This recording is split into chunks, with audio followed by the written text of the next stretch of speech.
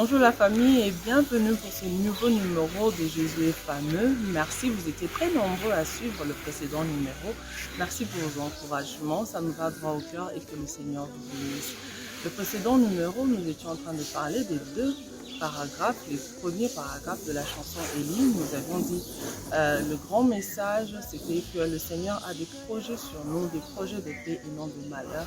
Nous avions aussi dit que nous subissons la souveraineté de Dieu. Il s'impose par amour dans nos vies et il accomplit ses desseins à lui dans nos vies, dans ce monde. Ça nous conduit au troisième paragraphe sur lequel nous allons partager aujourd'hui, qui dit « Je veux faire des grandes choses en toi d'abord, et dans la suite, il en fera par toi. » Dans le livre de Jérémie, chapitre 18, du 1er au 12e verset, nous n'allons lire que du 2e au 6e verset. La Bible nous dit « Lève-toi et descends dans la maison du potier, là je te ferai entendre mes paroles. Je descendis dans la maison du potier et voici, il travaillait sur un tour. Le vase qu'il faisait ne réussit pas. Comme il arrive à l'argile dans la main du potier, il en refit un autre vase, tel qu'il trouva bon de le faire. Et la parole de l'Éternel me fut adressée en ces mots. Ne puis-je pas agir envers vous comme ce potier, maison d'Israël, dit l'Éternel. Voici comme l'argile est dans la main du potier, ainsi vous êtes dans ma main, maison d'Israël. Bien-aimés, laissons-nous donc faire dans les mains du Seigneur. Il sait mieux que nous. Il est le créateur des cieux et de la terre. Il connaît les projets qu'il a sur nos vies. Ce sont des projets de paix et non de malheur. Il nous aime et il ne nous veut que du bien. Faisons-lui confiance et comptons sur lui, gardons nos regards fixés sur lui. Dieu veut faire des grandes choses en nous d'abord et dans la suite, il en fera par nous. Le Seigneur a une grande mission. Quand nous devenons enfants de Dieu, le Seigneur a des choses qu'il voudrait changer dans nos vies. Et il commence par travailler sur notre cœur. Voilà pourquoi nous avons chanté pour dire Dieu veut faire des grandes choses en toi d'abord et dans la suite, il en fera par toi. Pour que le Seigneur se serve de nous, il commence par changer notre cœur, l'attitude de notre cœur. Il nous fait grandir dans la foi afin que nous puissions continuer à marcher sur le chemin avec lui, comptant sur lui, rien que sur sa grâce.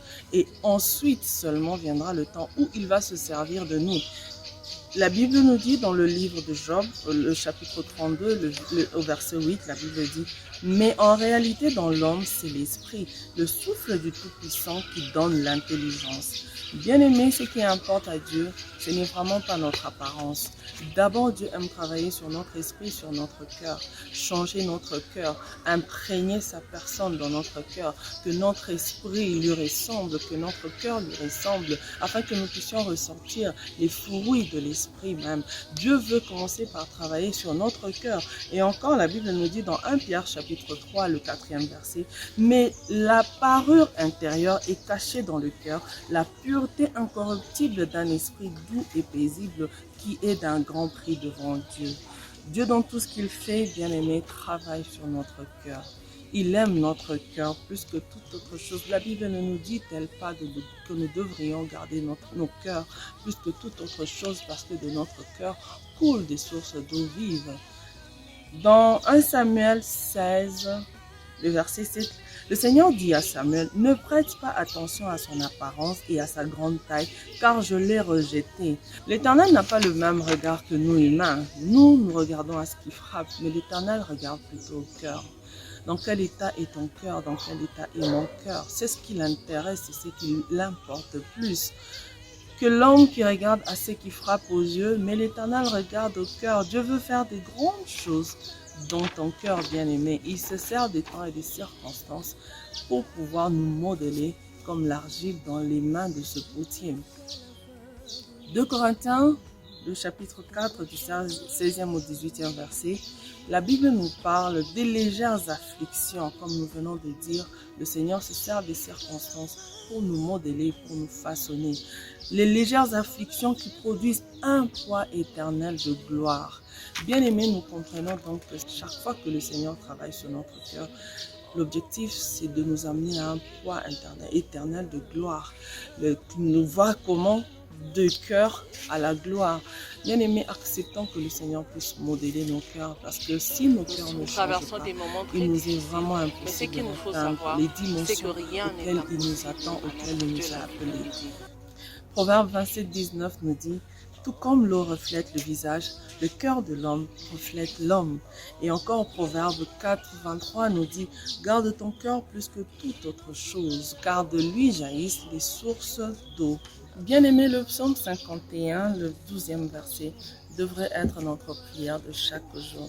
Ô Dieu, crée en moi un cœur pur, renouvelle en moi un esprit bien disposé. La Bible nous dit: je souhaite que tu prospères à tous égards, comme prospère. Nous voyons combien Dieu attache de l'importance à notre être intérieur. Quand le Seigneur veut commencer le travail que le Seigneur fait, il le fait d'abord dedans, avant que l'on ne voie. Dieu est plus intéressé à notre parure intérieure qu'externe. Dieu est intéressé à ce qui est invisible, comme lui-même est invisible. Une partie de Dieu en nous, son esprit en nous est invisible.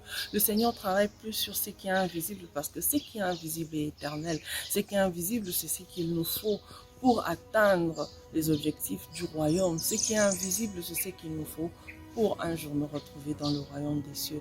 La Bible nous dit: cherchez premièrement la justice et le royaume de Dieu, et toutes les choses vous seront données par-dessus tout. La justice et le royaume de Dieu, nous commençons par travailler sur ça dans nos cœurs, et c'est ce qui nous permettra un jour d'aller dans le royaume des cieux. Tout commence réellement par notre cœur, et le seul qui sache réellement dans quel état se trouve notre cœur, c'est Dieu, et nous-mêmes bien sûr. Amara, tu seras testé. Amara, aucune tentation de de tes forces. Amara, tu seras brisé. Je veux faire des grandes choses en... Bien-aimés, laissons à Jésus le choix. Laissons-lui le pouvoir de décider pour nous, parce qu'il sait ce qui est mieux pour nous. Il travaille sur notre cœur. Il a des meilleures choses, bien meilleures choses pour nous. Tout ce que nous voyons est éphémère et passager. Mais ce que le Seigneur veut accomplir dans nos vies, c'est que nous atteignions la perfection selon lui, pas selon nous. Ce que le Seigneur veut, c'est nous changer, nous briser. Notre être intérieur doit devenir ce que lui veut que nous soyons. Et au travers des temps et des circonstances, comme nous avions dit, il travaille sur notre caractère, il travaille sur notre cœur, afin que nous devenions ce qu'il veut, ce qu'il avait prévu pour nous d'être et de devenir, afin d'accomplir ses desseins à lui dans ce monde, sur cette terre des hommes.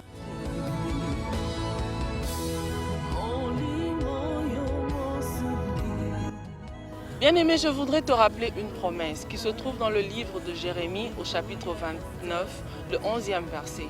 Le Seigneur nous dit: car je connais les projets que j'ai formés sur toi, les projets de paix et non de malheur, afin de vous donner un avenir et de l'espérance.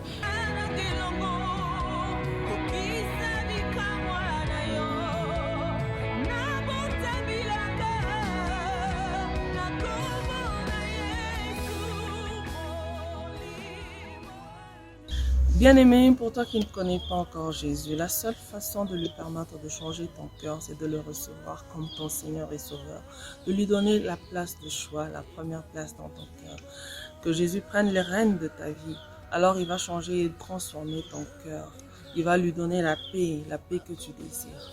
Si tu es disposé à faire cette prière avec moi, tu sens dans ton cœur que tu es poussé par le Saint-Esprit, que tu veux recevoir Jésus parce qu'il est la seule clé du succès, il est la solution à tous nos problèmes. Tu veux bien prier avec moi? Seigneur Jésus, je te donne ma vie. Viens régner en moi. J'ai appris que tu m'aimes tel que je suis, que tu ne me condamnes pas. Je te donne la place du roi dans ma vie. Prends la place, la première place. Règne sur mon cœur, domine sur mon imagination. Règne et enseigne-moi tes desseins au nom puissant de Jésus-Christ. Mes péchés me sont pardonnés. Je suis lavé par le sang de Jésus-Christ. Je fais partie de la famille de Dieu au nom puissant de Jésus-Christ. Bien-aimés, merci d'avoir accordé de votre temps pour suivre cette deuxième tranche de Jésus est fameux. Le rendez-vous est donc prêt. À très très prochainement. Que Dieu vous bénisse. Na kombo na Yesu, oyo langaki na mozwi kasi